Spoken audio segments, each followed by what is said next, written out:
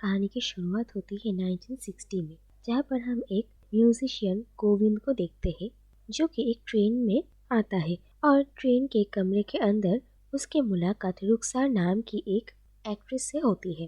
दरअसल ये पूरा रूम रुखसार ने ही बुक किया था, लेकिन गोविंद जल्दी में ट्रेन पकड़ने के लिए इसी कमरे में आ जाता है। इसके बाद रुखसार और गोविंद के बीच बातचीत होती है। पहले तो रुखसार को बिल्कुल भी पसंद नहीं था कि गोविंद उसके साथ ट्रैवल करे, फिर भी वो कुछ कर नहीं पाती। इसके बाद देखा जाता है कि धीरे धीरे उन लोगों में बातचीत शुरू होती है और बातों बातों में रुखसार अपने बारे में गोविंद को बताती है। वो लखनऊ में रहती थी और हमेशा से ही एक एक्ट्रेस बनना चाहती थी। इसके बाद एक दिन वो अपने एक फ्रेंड के साथ अपने घर से भाग गई और बॉम्बे आ गए, जहाँ पर बहुत स्ट्रगल करने के बाद रुखसार आज एक इतनी बड़ी एक्ट्रेस बन गई है। दूसरी तरफ गोविंद कहता है कि वो भी बॉम्बे जा रहा है एक म्यूजिशियन बनने के लिए, और फिर जब वो लोग बॉम्बे पहुंचते हैं तो वो लोग अपने अपने रास्ते चले जाते हैं। इसके बाद हम देखते हैं कि गोविंद बॉम्बे में जिस जगह पर रहने के लिए आया था वहाँ पर उसकी मुलाकात राधिका नाम की एक लड़की के साथ होती है और धीरे धीरे राधिका और गोविंद के बीच भी दोस्ती हो जाती है। इसके बाद एक रेस्टोरेंट में गोविंद और रुखसार की फिर से मुलाकात होती है और वो दोनों एक दूसरे को देखकर बहुत खुश भी होते हैं, लेकिन वो लोग एक दूसरे से बात नहीं कर पाते क्योंकि एक फोटोग्राफर हमेशा रुखसार के आसपास ही घुमा करते थे, जिससे कि उन्हें रुखसार की लाइफ के बारे में कुछ पता चले और वो अपने मैगजीन में इसे छाप सके। और इसीलिए रुखसार की इमेज का ख्याल रखते हुए गोविंद और रुखसार छुप छुप कर मिला करते थे। दूसरी तरफ राधिका को भी गोविंद से प्यार हो गया था और गोविंद उसी फोटोग्राफर के सामने ऐसा प्रिटेंड करता है कि राधिका और वो दोनों गर्लफ्रेंड बॉयफ्रेंड है। इसके बाद हम देखते हैं कि राधिका और रुखसार दोनों फ्रेंड्स है और रुखसार अपने जिस फ्रेंड के साथ घर से भागी थी वो राधिका ही थी। इसके बाद राधिका रुखसार को कहती है कि वो किसी लड़के से प्यार करती है और वो उसे रुखसार से मिलवाना चाहती है और रुखसार भी राधिका को यही कहती है। इसके बाद रुखसार की एक फिल्म की प्रीमियर के दिन राधिका गोविंद को इनवाइट करती है और जब गोविंद वहाँ पर पहुँचता है तो राधिका जब रुखसार के साथ उसकी मुलाकात करवाने वाली थी तब गोविंद और रुखसार एक दूसरे को देखकर हैरान हो जाते हैं और राधिका को भी सब कुछ समझ में आता है और वो दुखी होकर वहाँ से चली जाती है। रुखसार को भी कुछ समझ में नहीं आ रहा था कि वो क्या करेगी और वो गोविंद से बात नहीं कर पाती। इसके बाद कहानी आती है 2012 में, जहाँ पर हम लंदन में पढ़ाई करने वाले कृष नाम के एक स्टूडेंट को देखते हैं जिसके हाल ही में ही अपनी गर्लफ्रेंड मीरा के साथ ब्रेकअप होती है और मीरा कृष के साथ बहुत झगड़ा भी करती है। दूसरी तरफ हम राधा नाम की एक और लड़की को देखते हैं जिसे प्यार मोहब्बत किस्मत में बहुत यकीन था और उसे लगता था कि किसी दिन उसके जिंदगी में भी सच्चा प्यार आएगा और उसी दिन कृष और राधा की मुलाकात होती है। लेकिन पहले उन दोनों में मिसअंडरस्टैंडिंग होती है। राधा को लगा था कि कृष ने शायद उसका फोन चुराया है, लेकिन इसके बाद ही सारी मिसअंडरस्टैंडिंग क्लियर हो जाती है और राधा कृष को सॉरी भी कहती है। इसके बाद पता चलता है कि उस दिन कृष का बर्थडे था, इसीलिए राधा कृष के साथ उसका बर्थडे भी सेलिब्रेट करती है और वो दोनों एक दूसरे के साथ बहुत ही खुश थे। अगले दिन सुबह जब राधा और कृष दोनों अलग होते हैं तो उन लोगों को काफी बुरा लगता है और इसके बाद कृष जब घर वापस आता है तो मीरा उसका इंतजार कर रही थी, लेकिन कृष मीरा के साथ अब अपना रिश्ता ठीक करना नहीं चाहता था। और दूसरी तरफ हम देखते हैं कि राधा और कृष दोनों ही सोशल मीडिया पर एक दूसरे से बातें किया करते थे और धीरे धीरे वो दोनों एक दूसरे से प्यार करने लगते हैं। और जब इसके बारे में मीरा को पता चलता है कि कृष किसी और को डेट कर रहा है और जिस दिन उन लोगों का ब्रेकअप हुआ था उस दिन ही वो राधा से मिला है, तो इस बात से मीरा काफी गुस्सा हो जाती है और इसी गुस्से को निकालने के लिए मीरा सोशल मीडिया पे कृष की कुछ प्राइवेट फोटोज लीक करने लगती है, जो देखकर कृष को बहुत बुरा लगता है और कृष भी मीरा के साथ ऐसा ही करता है। और इन सब कुछ के बीच राधा को ये पता चलता है कि जिस दिन कृष और मीरा का ब्रेकअप हुआ था उसी दिन राधा के साथ कृष मिला था और कृष ने राधा को इन सब के बारे में कुछ भी नहीं बताया। इसको लेकर राधा काफी अपसेट थी और दूसरी तरफ कृष राधा के साथ बात करने की जगह वो मीरा के साथ झगड़े में बिजी था।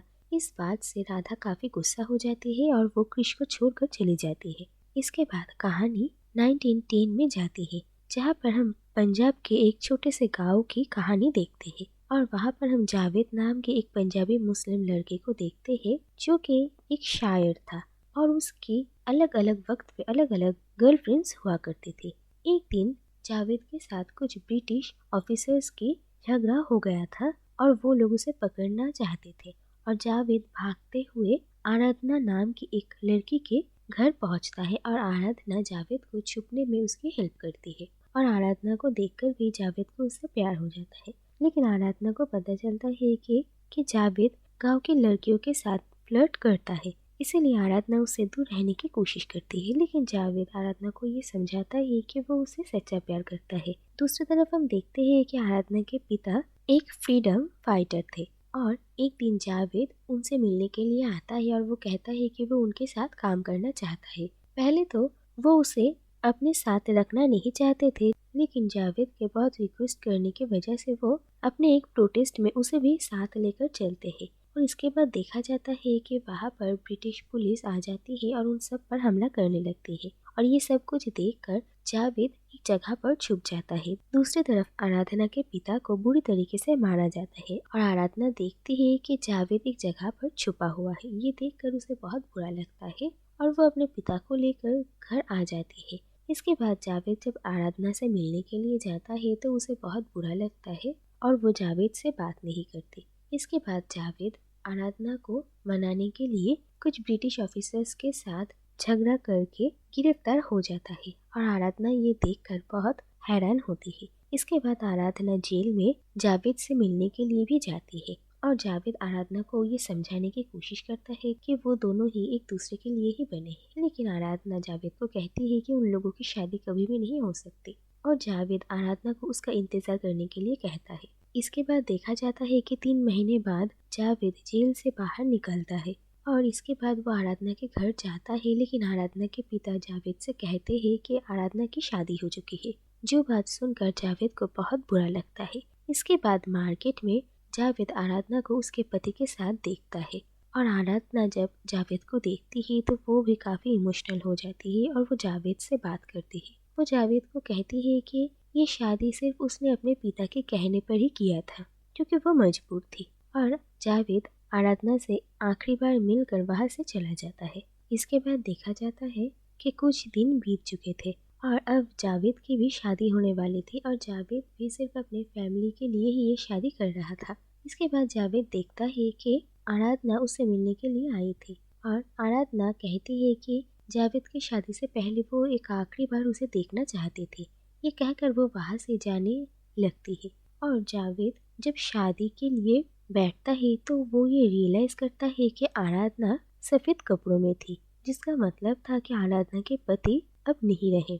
ये बात समझने के बाद ही जावेद अपने शादी से उठ जाता है और आराधना को वो कहता है कि वो उससे शादी करना चाहता है। लेकिन जावेद के पिता इसके लिए मना कर देते हैं और जावेद आराधना से ही शादी करने के लिए सबसे लड़ता है और कहता है कि अगर वो शादी करेगा तो सिर्फ आराधना से ही करेगा। इसके बाद हम देखते हैं कि 1960 में गोविंद अपना सारा सामान बांधकर बॉम्बे छोड़कर जाने वाला था और जाने से पहले वो राधिका को इन सब कुछ के लिए माफ़ी मांगता है।